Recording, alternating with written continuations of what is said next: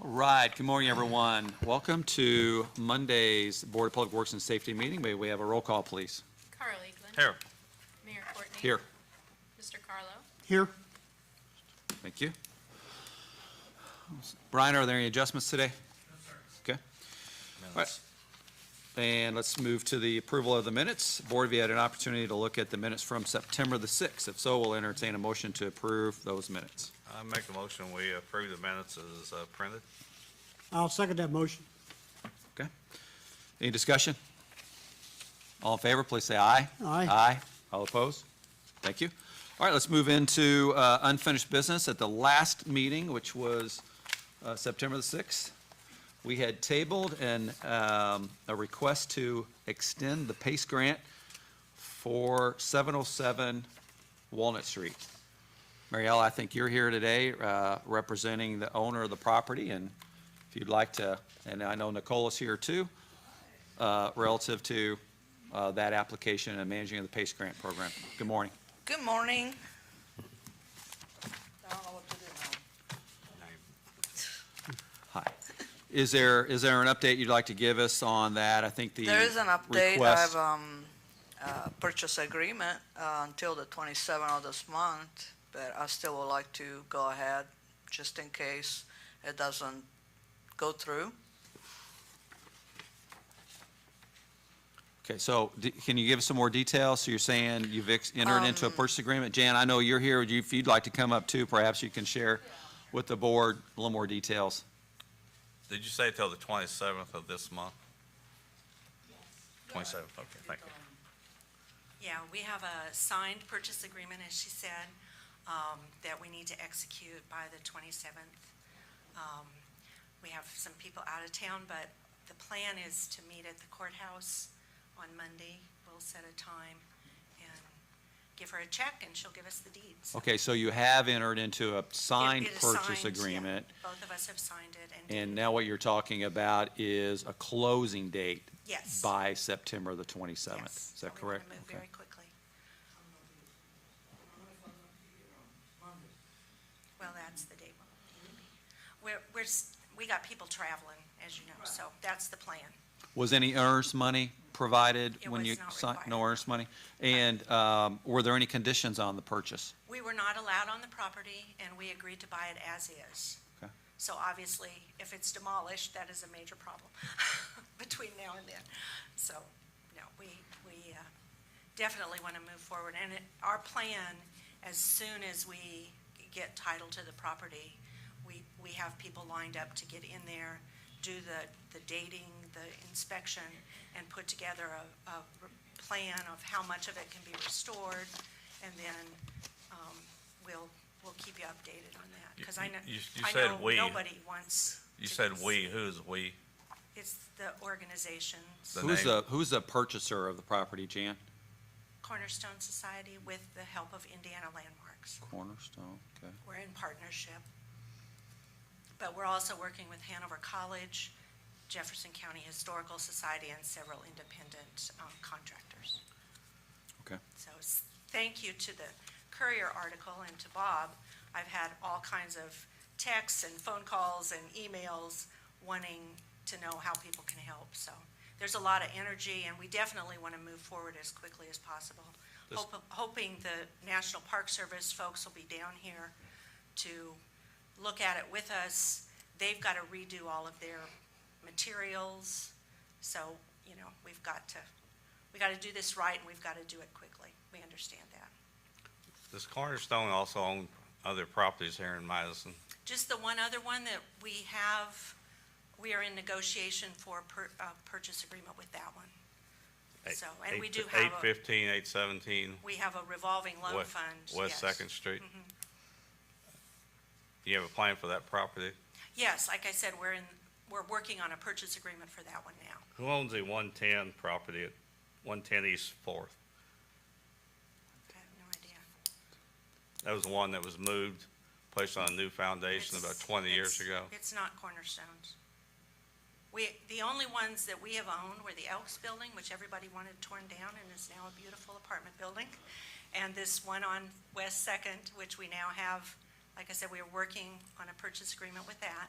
And we have signed a purchase agreement with the Axlines to buy this very historic property that was the William Anderson house. So, and we are an affiliate with Indiana Landmarks, and they are working very closely with us to make sure this is successful.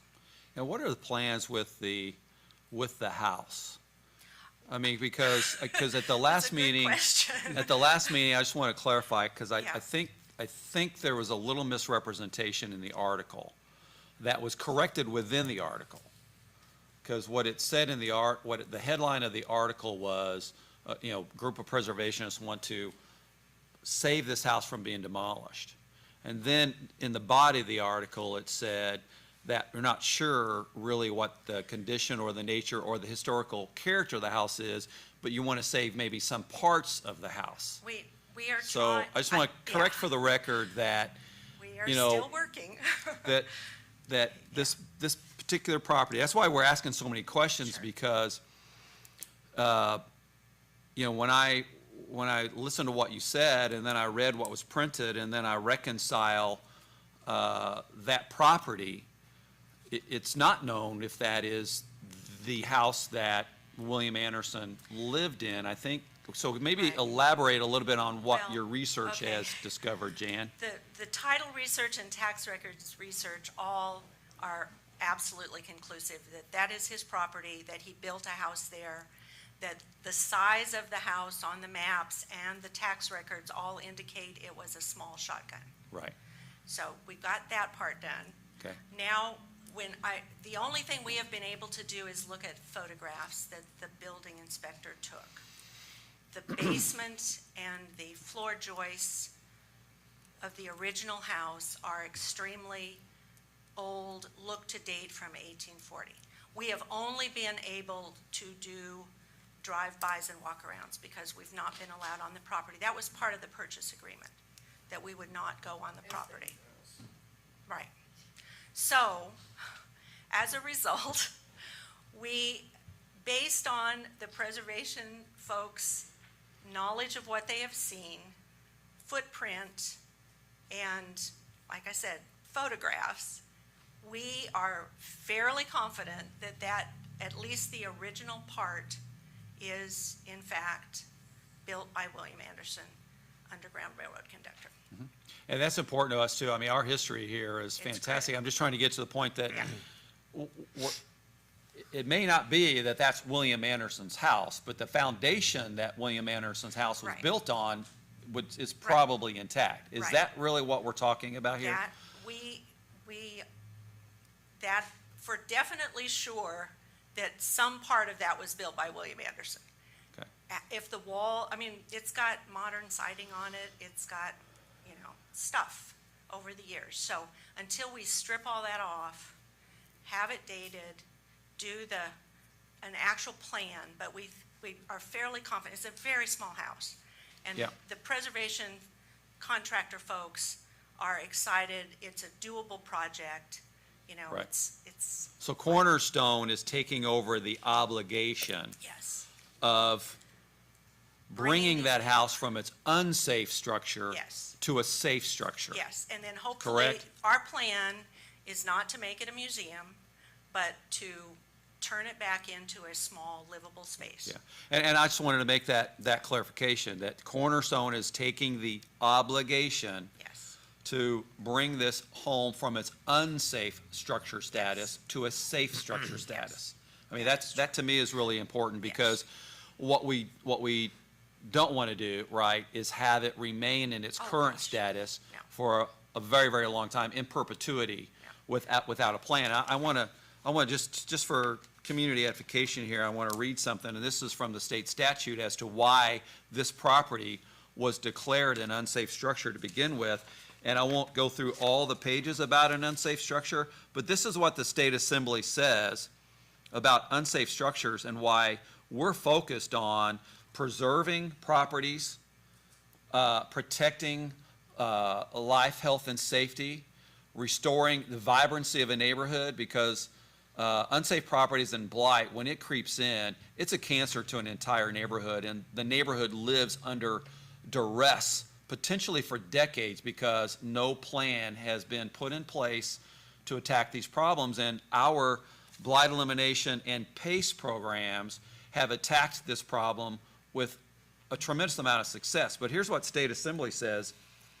In recognition of problems created in a community by vacant structures, the General Assembly finds that vigorous and disciplined action should be taken to ensure the proper maintenance and repair of vacant structures and encourages local governmental bodies to adopt maintenance and repair standards appropriate for the community.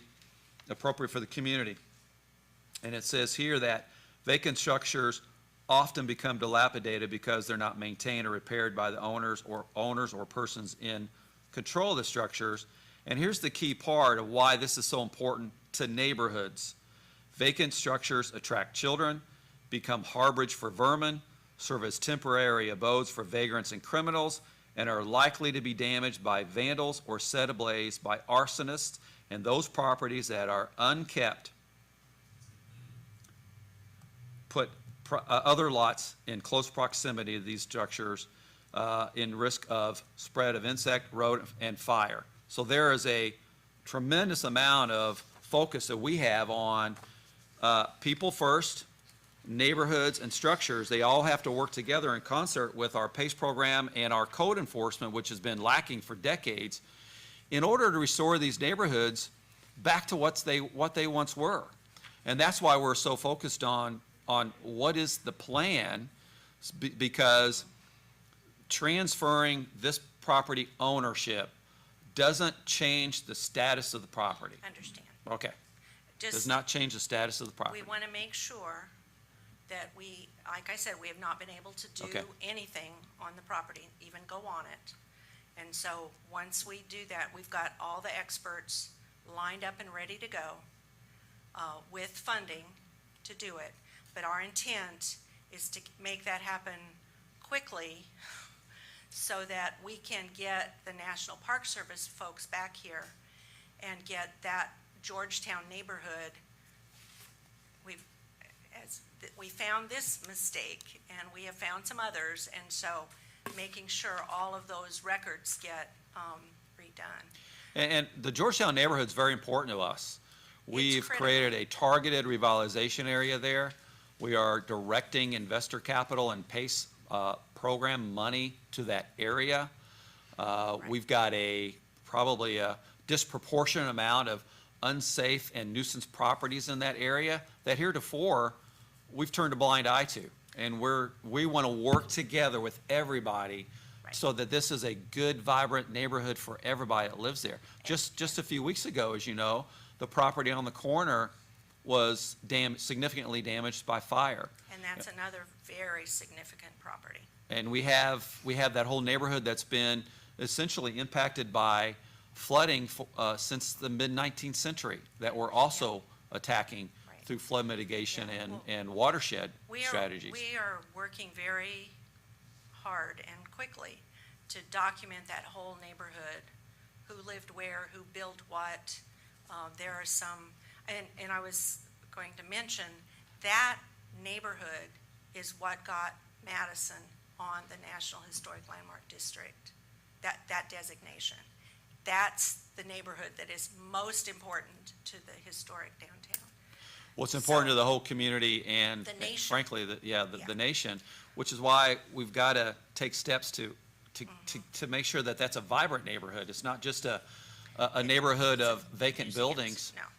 But we can't do that by tearing down the structures that were built by these early settlers and nationally known Underground Railroad conductors. Well, I So- think what you're saying is that it takes an active effort to preserve properties, because if you go decades without any investment in them, then they are essentially, it's demolition by neglect. It is. And that's what- We have been fighting that for years.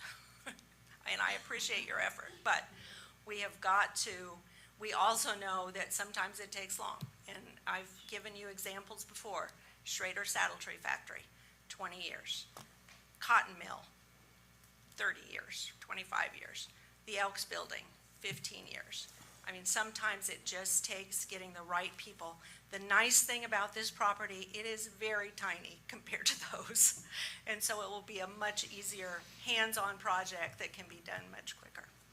So appreciate your help with this. It's exciting, and as we get more information, we'll keep the public and you guys informed. It's really exciting. Like I said, the National Park Service, Indiana Magazine of History, all of these folks are gonna get updates on what's going on. So the national spotlight's gonna be on us to do it right.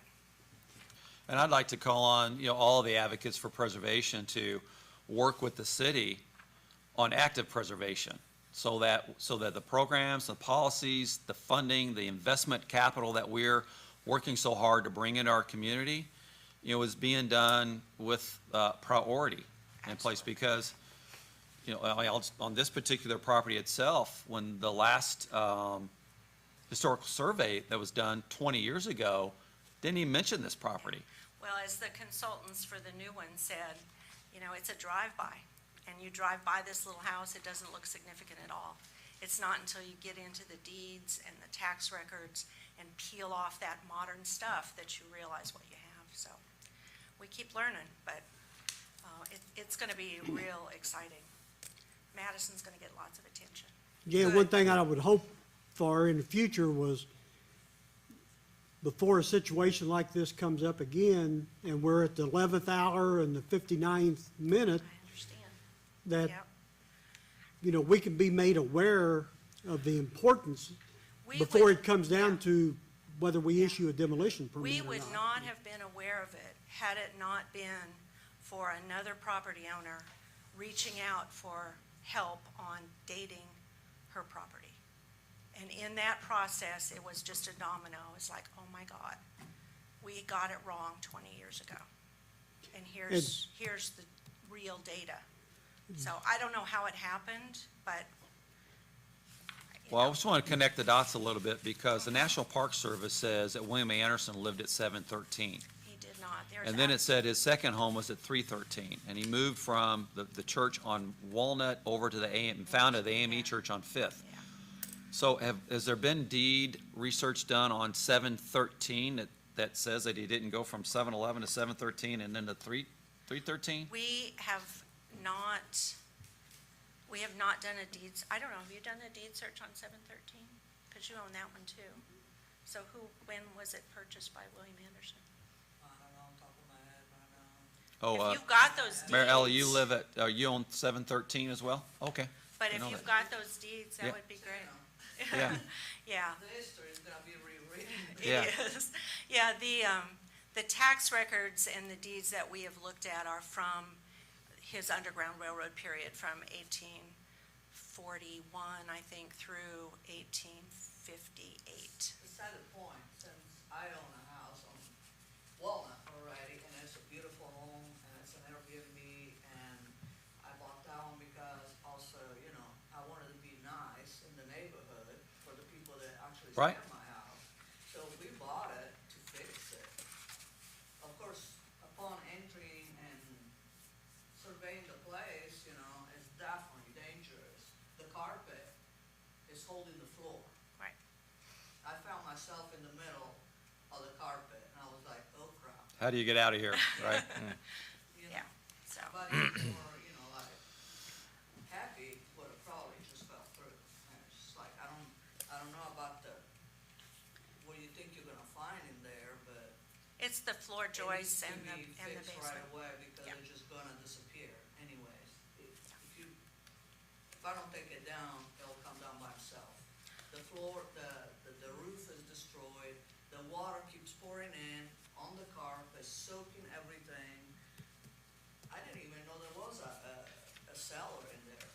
Yeah, we've got But photographs. me and my husband, we restore old homes many times, and this one was not fixable.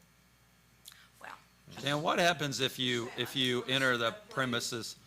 What happens if you or your representatives from Cornerstone enter the premises and it's exactly as Mariella had described, which is unsafe and unstable?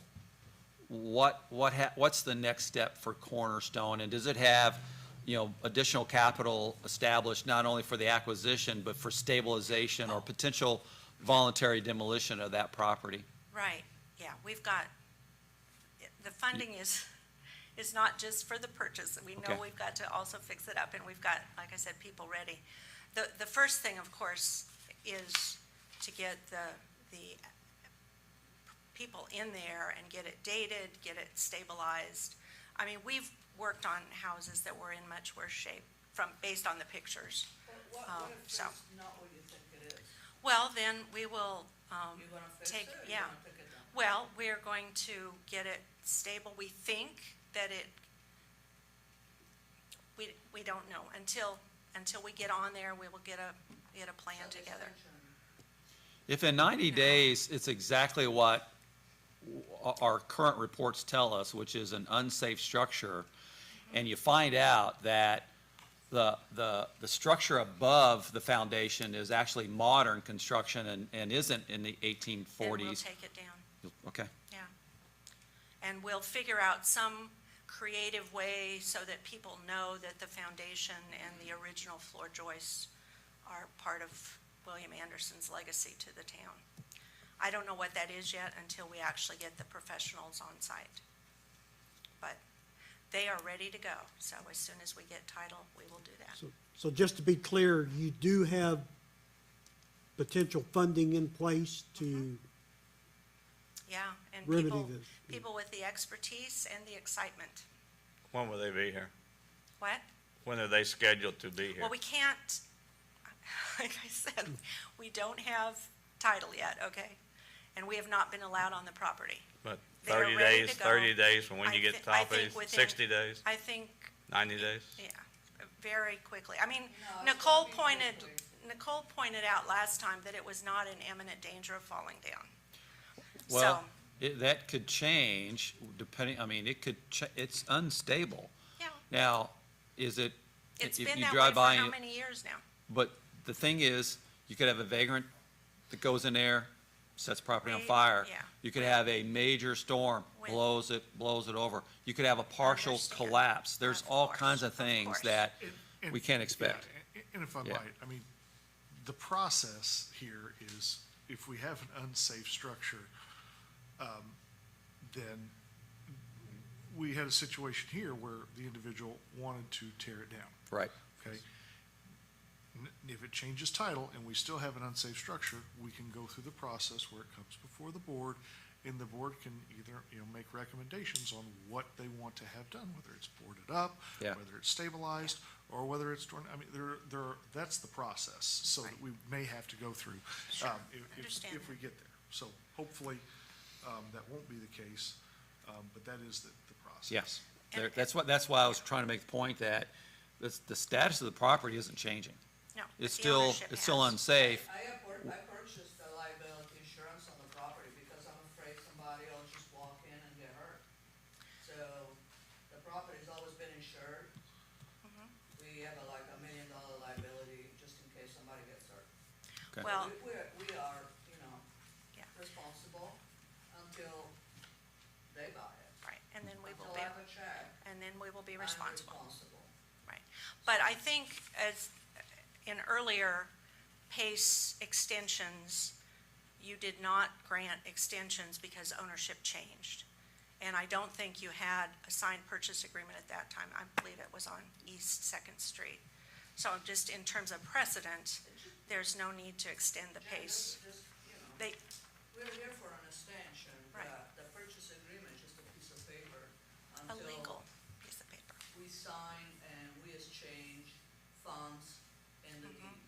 So I'm going with the extension because if that doesn't happen, I'm gonna take it down, I'm gonna build a nice house on it.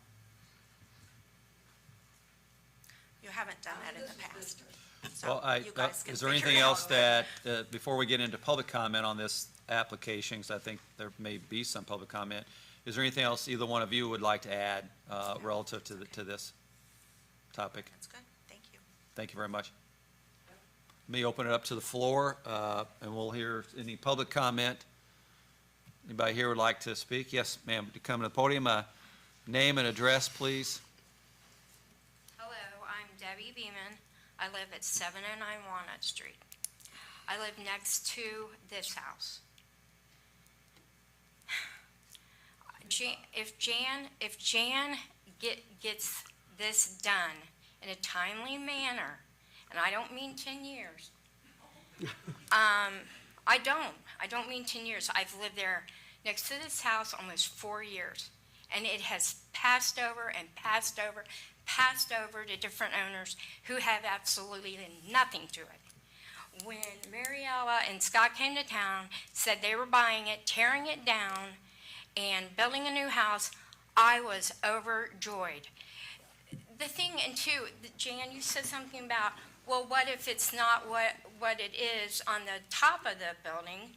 Then you guys will just tear that down. Well, what are you gonna leave the foundation open? I don't understand, because you can't leave a foundation open in the middle of a town. Guys, I'm the person who runs the kids off. The next two by me are empty. I run the kids off. I run the addicts off. I am always dealing with some kind of stuff that I shouldn't have to deal with. I'm who found the dead man in the backyard last year. And this is all because these places are abandoned. And they're the hangouts for all the hoodlums and stuff. And kids, of course, want to go in them. I mean, it's so dangerous there. I love Madison, but it's a lot of pressure and stress to live there. You walk out your backyard and someone goes, hey, and nobody's supposed to be over there. And you jump and you're like, what the hell? If they're going to do this, I'm all about historic preservation. I love history. That's why I moved to Madison from Kentucky. I love this town. But this I knew nothing about. And I probably wouldn't have bought that house if I knew that nothing would be done with these buildings. It's just horrible. You should not own a building and let it fall apart. I don't care if it's historical or not. You shouldn't do it. If you can't keep it up, hey, I'm poor as you can be, but by God, I keep my place up. And I keep my yard nice. I'm not no slumlord or any of it, and I don't approve of it. So I hope that if this goes along like it's going, that there is a timeline made for this house to be done. I want the yard to be kept up. I'd like it fenced up so people aren't just wandering loosely in and out of there. Huh? It- Oh, I know now. But it hasn't been. I don't want somebody getting it and not doing it. So you're worried about change of ownership, even mowing the yard might go away? Oh, yeah. But the house being tore down from the top, then what? I don't understand that. Debbie, this is why, first of all, I totally appreciate the stress you're under. You've had to deal with the murder 2 doors down, the stress of this house being vacant and occupied by others, the flooding in the area. It's a lot. That's why we have It's a so much lot. focus on bringing in policies, programs, and funding to bring neighborhoods back up. It can't be just about a structure. It's got to be about people-first strategy in bringing these neighborhoods back up to being vibrant. And the worst thing that has plagued our community, candidly, downtown, is boarded up, abandoned, vacant buildings because we had no plan for them. I agree. And we are bringing money, planning, code enforcement, policies to the forefront and targeted revitalization areas so we can make a difference. But sitting around and hoping something happens isn't the right strategy. That's why we're talking about, if we table this extension for the grant is what we're really talking about, we really are going to hold the new purchasers accountable for having a plan of restoration. And it can't just be passage of time. And there's got to be timelines set. I mean, the house that burned there on the corner, it's been sitting there for months now. Burned up. Well, I've the seen house where the murder occurred last year has been It's- boarded up, vacant, and caught on fire a couple of times because Yeah. of vagrants living in it, setting Right. it on fire. I have vinyl vinyl on for my house. a couple of decades. I have vinyl on my house that had to be replaced when I moved there from the fire. That's scary, guys. I think if we all work together and understand that these policies and preservation all work hand in hand together. They're not mutually exclusive. It's not bad because you want to improve a neighborhood. No. But we got to be targeting our resources to make sure that we are making sure that unsafe structures have a rehabilitation or a replacement plan. Right. Because I the agree. stress that Debbie is living under and the other residents in that neighborhood is unacceptable. And it's not just Walnut Street, it is scattered all across downtown and is even on the hilltop now. You go to particularly some of our other areas on the west side of the hilltop, and they are now being plagued by neglect. Well, thank you. That's all I have to say. Thank you, Thanks. Debbie. Anybody else like to make a comment on the PACE extension request for 707 Walnut that was tabled from September the 6th?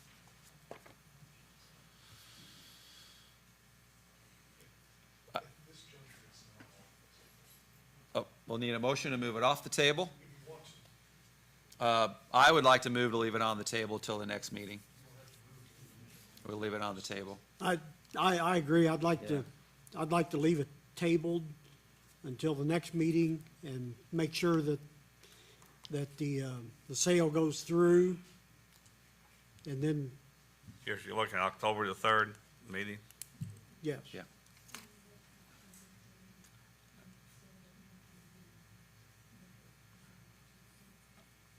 I think at the October 3rd meeting, if the purchase is made, we're gonna need a plan and a timeline, not 20 years from now.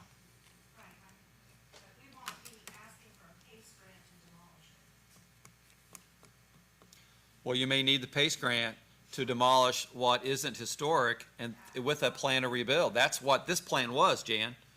This plan was to help assist with the demolition of and replacement of a new structure there.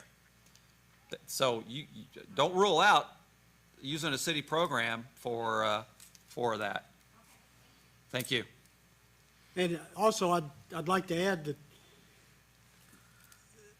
that we have once the sale is complete, that we have a report from Cornerstone, from Jan, as you're moving forward, what kind of a time frame that we're on of getting the study and the, everything completed, so that we're kept up to date. We want to know what's going on over there. So, And I would say, I mean, history of our community is extremely important. So is our future.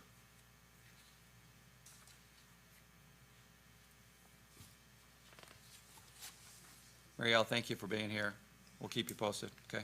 Thank you. Give my regards to Scott. Thank you. Thank you very much. Nicole, we'll move on to new business.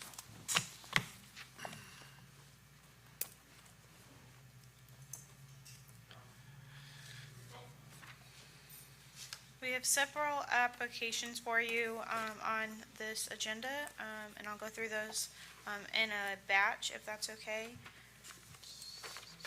First application is Ron and Susie Hollinger, 310 Broadway Street, for the amount of $6,736.06. She is working on installing vinyl windows, repairing masonry, installing 3 faux balconies, and repair to some posts that are protecting the building. Nicole, has this structure already been approved for PACE grants in the past? Yes, she has had one in the past.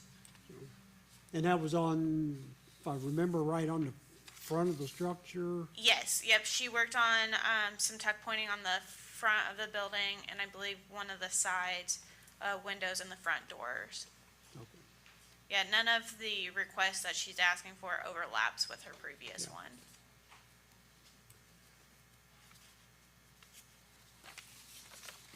Second application is Mark Timmons, 810 East Second Street, for the amount of $1,164.08.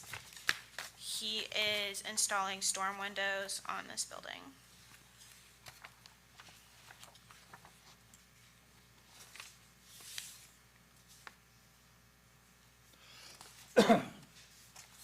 Next application is Steve and Lynn McKay, 505 West Main Street, for the amount of $750.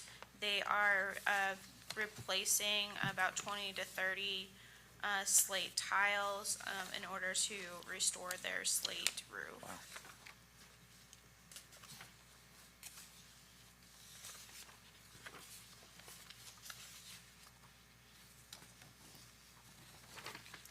Next application is Yeah.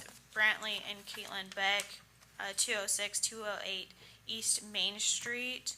This is a dilapidated structure receiving a grant for $25,000.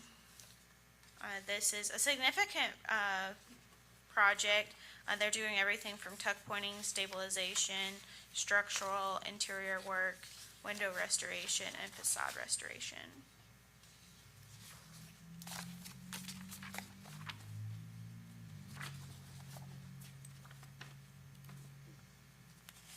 Next application is Miller Property Management, 315 East 4th Street.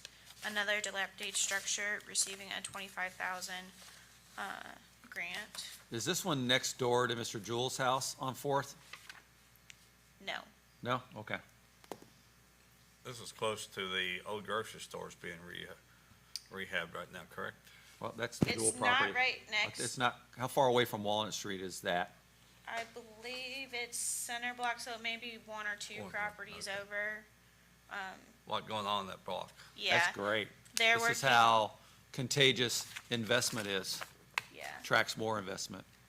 She's doing quite a bit of work on this property, including tearing off the rear addition and rebuilding, replacing all doors and windows, floor joists and subfloors.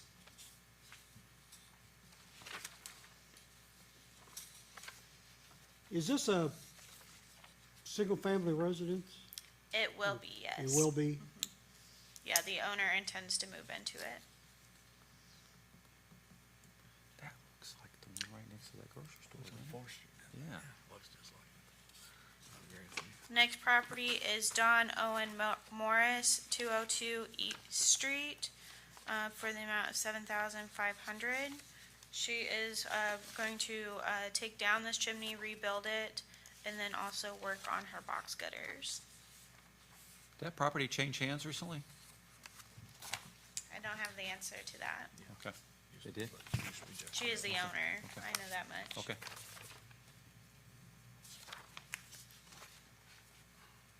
Next application is Penshell Properties, 311 West Main Street, for $7,500. This is the west half of the Scott Block building. They're going to be working on removing exterior paint, replacing or repairing compromised bricks in these window openings along the alley.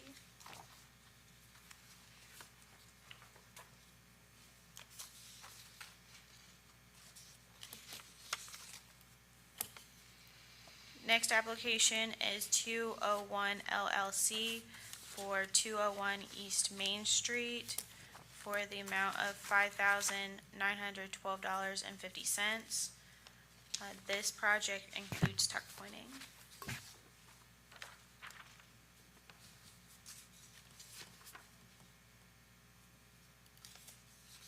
The next four are all owned by Riverside Group LLC. The first one is 513 West Street for the amount of $7,500. 515 West Street is the next one, also $7,500. They are both doing the same work, tuck pointing, repair of chimneys, and stucco. 515 is the worst side. You can see that there's an entire section in the corner that's crumbled. So they're gonna restore that. I'm surprised that these group of properties aren't all considered dilapidated, given the number of years they've been vacant and what, I've never been in them, but I've only been told the condition of the interiors. I was in them probably a year or two ago.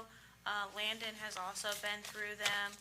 There are a couple that are worse than others. I would say this particular one is probably on that side of things, Okay. but they chose not to apply for a Okay. dilapidated structures Okay. grant. Really grateful for everybody's work on all these properties. This is the main thoroughfare through town in particular. This is 517 West Street. This is one that they applied for the dilapidated structures grant for the amount of $18,212.50. This is probably the worst of the buildings that they bought on West Street, but they're doing everything from lead paint, remediation, rebuilding the box gutters, the chimneys, floor joists, and plaster.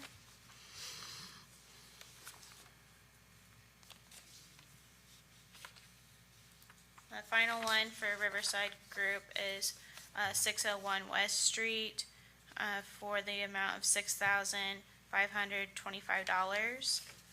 This is probably the better of these buildings. They are just working on some rotting wood, and then tuck pointing, and then repairs to doors and windows. For example, somebody bricked in the transom over this door, so they're going to restore that. You're saying that door had a transom over it that's been Yep. bricked in? Okay. The final application is William Jewell, 601 Walnut Street, the old grocery store, a dilapidated structure grant for $25,000. He's gonna change this building into his primary residence. His work includes brick tuck pointing work, windows, floor joists. I believe that's it for PACE grant. Do you have the spreadsheet there that shows the? I do not have it on Okay, the slides. okay. So, 4 of the properties we just went through are in our targeted area, which is for revitalization, which is great. And 4 of these are dilapidated structures, which is, again, a great use of our dollars. And of all these properties, how many are being demolished? 0. 0, okay. Just wanted to get that point out there, that this program is about preservation and restoration. Go through the totals, if you don't mind. I think what we have here is the amount. Yep, so Yeah, what's it? there is a total requested of $144,300.13. Of that, $101,876.85 are located in a target area or for dilapidated structures. And the remaining are regular PACE grants. Do we have one more round for 2022? Yes, we have just shy of $80,000 left to distribute for this year. Okay. And have you, are you already receiving I applications? have 2 already. The deadline is October 3rd. I make a motion, we approve the PACE applications. You have many, many addresses there, so I just say let's approve the applications. I'll second Carl's motion to Okay. approve.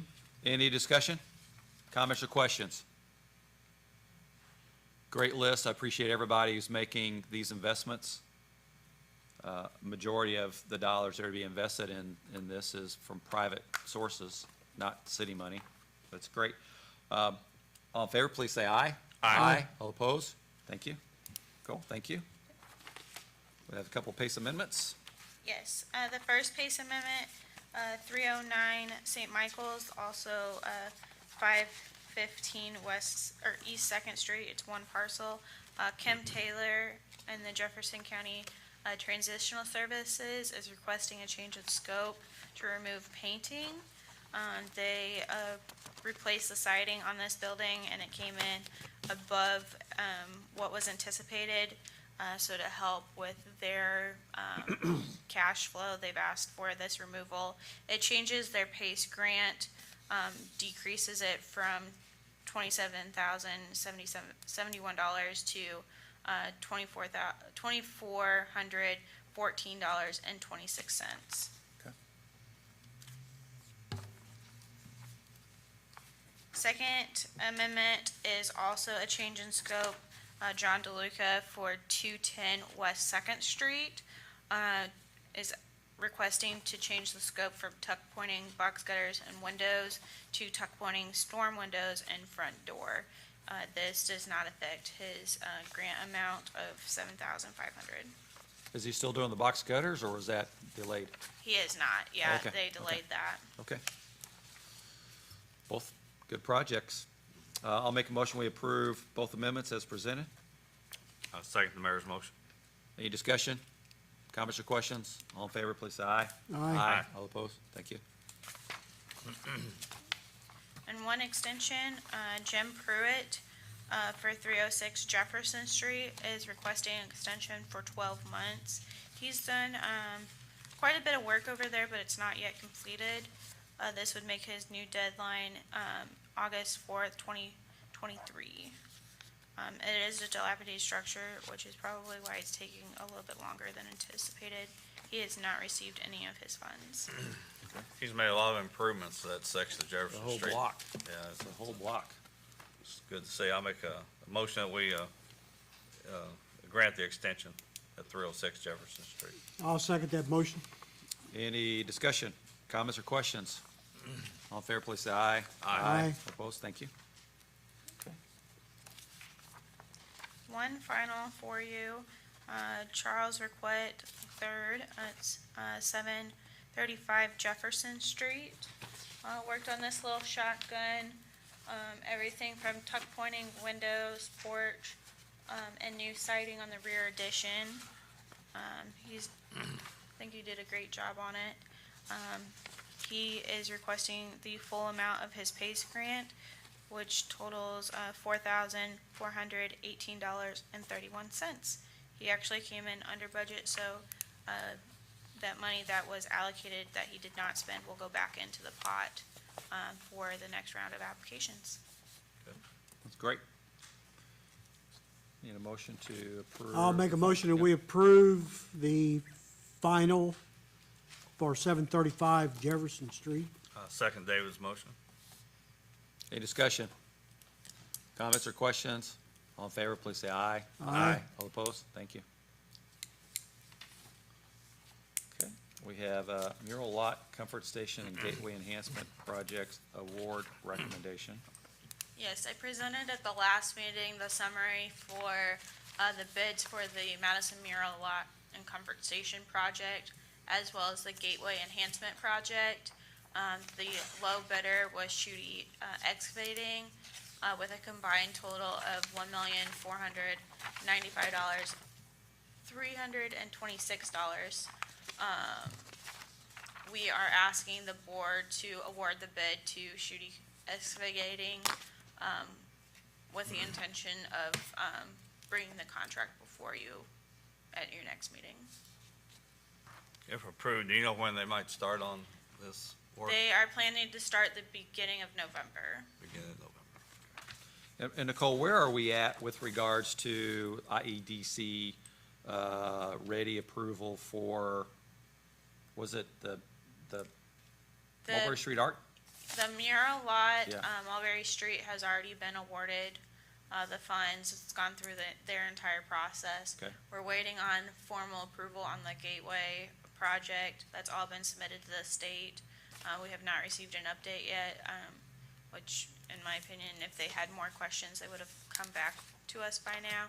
So hopefully we'll have approvals at their next meeting as well. Okay, so when you bring the contracts to us, we'll have the funding already established for both projects, is what you're saying?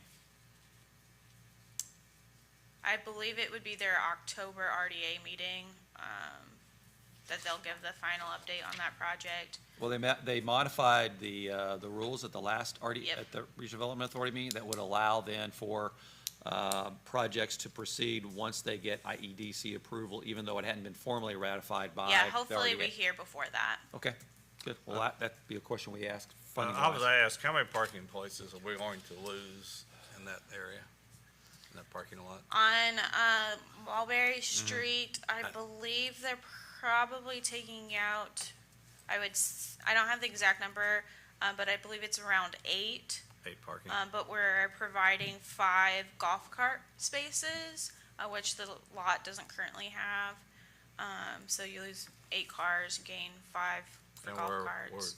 starting new parking behind the comfort station. Yes, I What believe was that's that? about 20 spots in About the 20, okay. comfort station, and then at the gateway, I believe there are 7. Okay. So Yeah, I'll overall, we're gaining Yeah, spaces. overall, we're gaining, and we'll mention too that the other thing we're working on is wayfinding. We did a parking study, and the parking study concluded that we had ample parking. We just can't seem to direct people to some of the most underutilized parking. You think The it's a corner, signage it's issue? signage, yeah, it's signage, and the corner, of the parking lot at the corner of Jefferson and Second Street, which is literally just less than a block away from where this parking is our largest downtown parking lot, and it's our most underutilized. So we have ample parking in that whole area, but we just gotta make sure people know where it's at. And that's what we'll do as part of all this. And we're adding parking behind the comfort station. There'll also be some EV chargers. We're adding parking at the gateway improvements. And so on a net basis, we're growing in parking as well as EV chargers. Now, the parking at the comfort station, that'll be a paved lot? Paved, yes. Be nice. Yeah. Long overdue. So we need a motion to award contract for these 2 projects to Shooty. Yes. Mayor, I'll make a motion that we approve the contract to Shooty Excavating. Well, approving the bid, I guess. We're gonna have a contract later. Is that correct, Joe? Yes. Okay. I'll second David's motion to approve the bid. Any discussion? Comments or questions? All in favor, please say aye. Aye. Aye. All opposed? Thank you. We'll note that this project came in approximately $300,000 under bid, or under what we had anticipated that would cost, partly because the bid amount was lower, but one of the alternative was to combine all the projects into one, and that saved an extra $150,000. So that'd be money that can be used on It'll another leave more project. money for the rest of our downtown Destination Madison plans. Great. Yep. Okay, blight elimination? We're going to, were we tabling that till? Yes, we would like Okay. to table it until your next meeting. We had a presentation started, but we want to provide more details for you to really give you a clear picture. So we'll have that for your next agenda. Need a motion to the table? Just Yeah. move it There, over? Okay. you'll get a lot of information about our inventory of unsafe properties across the community that we need to They have deal with. pictures? Yes, that's what we're working on, additional pictures. Okay. Okay. I'd like to invite, thank you, Nicole. Any other questions for Nicole? We'll have Chief Wallace come up and talk about Chautauqua traffic management. Chief, good morning. Good morning, now afternoon. All right, good afternoon, yes. Time certainly flies. Good afternoon, Board. To speak, the mayor had asked me to put a plan in place for traffic control for our Chautauqua weekend. As you well know, this is a hugely attended event and brings a lot of pedestrian, but also vehicular traffic in town. So we've done some research from some previous numbers that it's been acquired over the last several years and identified potential problems as far as traffic backing up and those type of things. So we'll be adding on additional officers for this event. We'll be monitoring Main and Broadway especially for safe pedestrian crossings and for vehicular traffic there.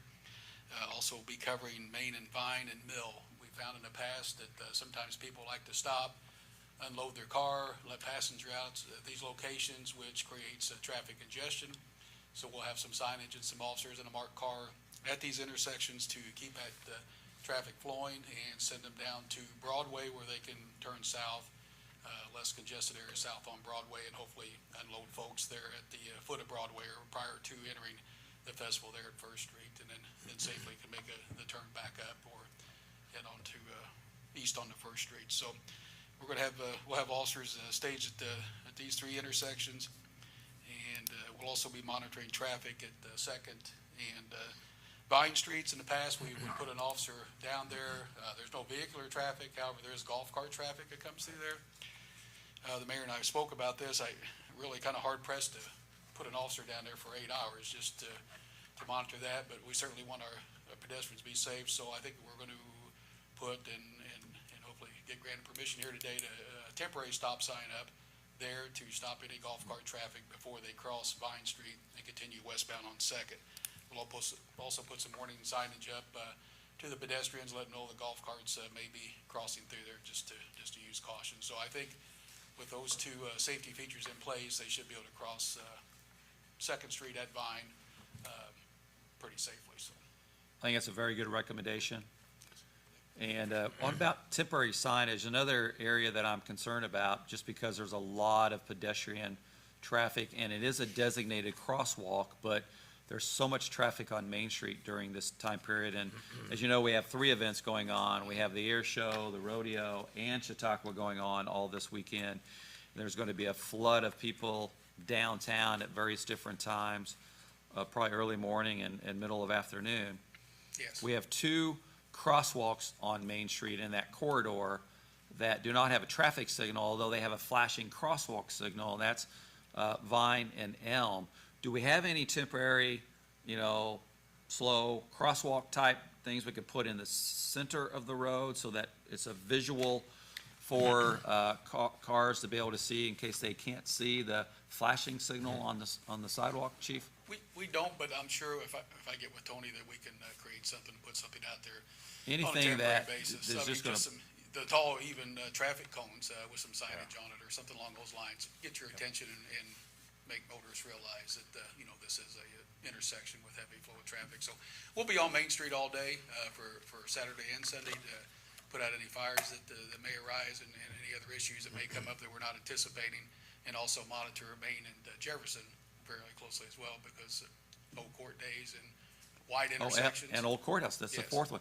And this is what we've been talking about for a year, is out of footprint impact that we have to really be managing with, and also planning for with our event organizers, because often they're focused on their footprint when the impact is, once they leave there, we have a tremendous amount of activity going on all across downtown, particularly Main Street, and on our crosswalk. So that's why all of the focus is being placed up here. Yeah, and we'd really like to encourage everyone to utilize the transport, parking at the high school and riding the buses down. I think that would hopefully eliminate or alleviate, not eliminate, but alleviate some of our traffic issues downtown. So we'd really like to see that promoted, and I think Chautauqua will be doing that as well. But we'll be out in force Friday.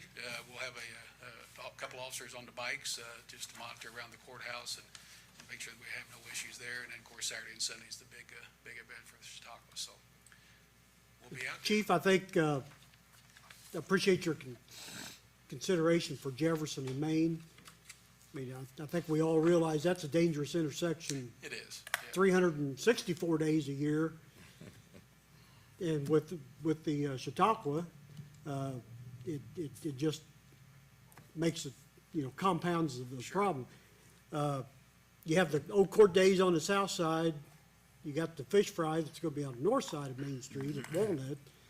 So my experience up there, that's a very busy pedestrian intersection. It is. So Yeah, I think really it should receive some consideration too, maybe for an officer. We just, absolutely, we just gotta keep traffic calm and slow Yeah. through that area and let everybody do their thing, because they are, unfortunately, right there on the edge of traffic, a lot of these booths, and, to be honest with you, that's always been a concern. Another question,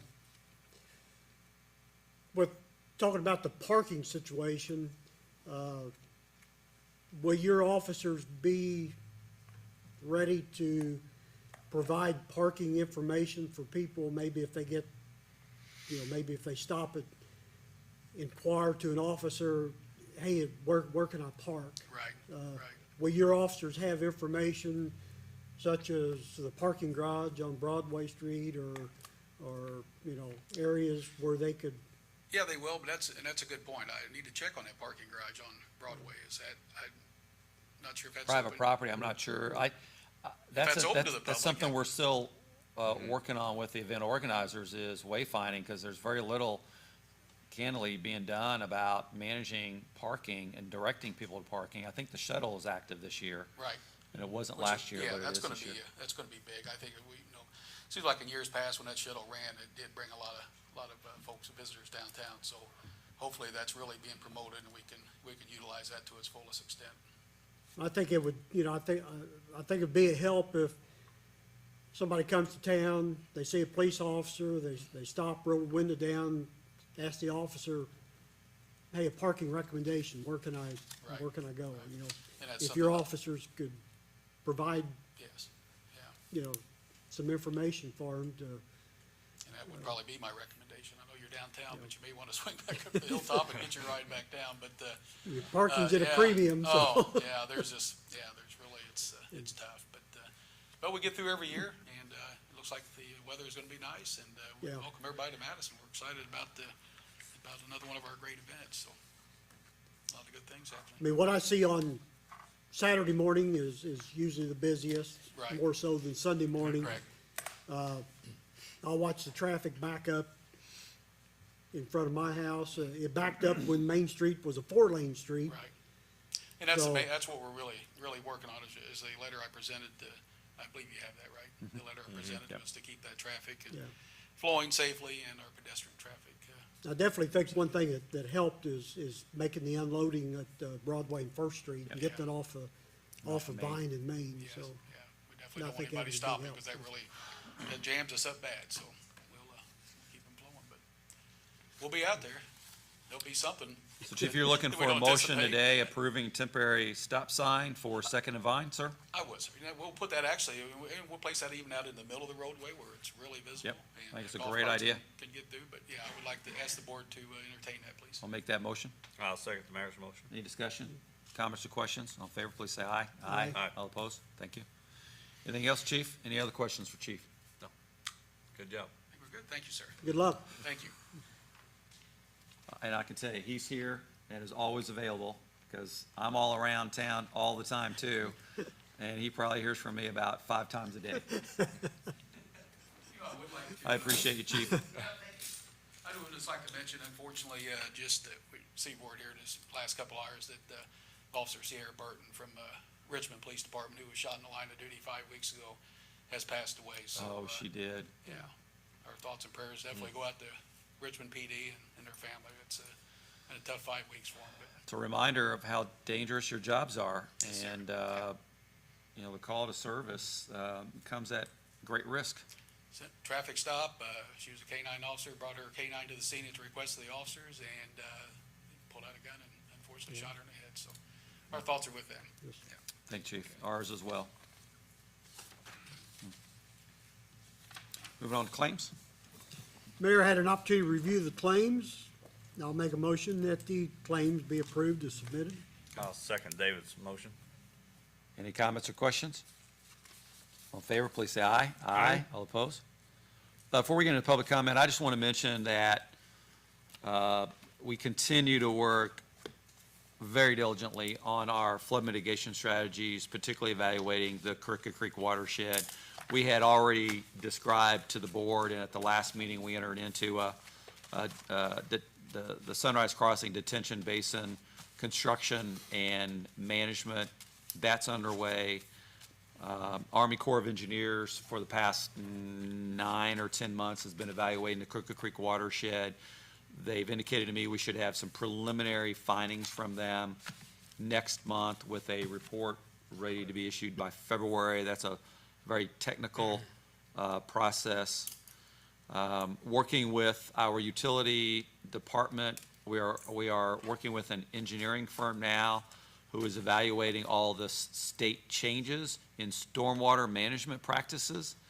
And we are determining how to integrate those into our ordinances that haven't been updated in, 30 years relative to stormwater, as well as adopting potentially future technical design standards or development standards.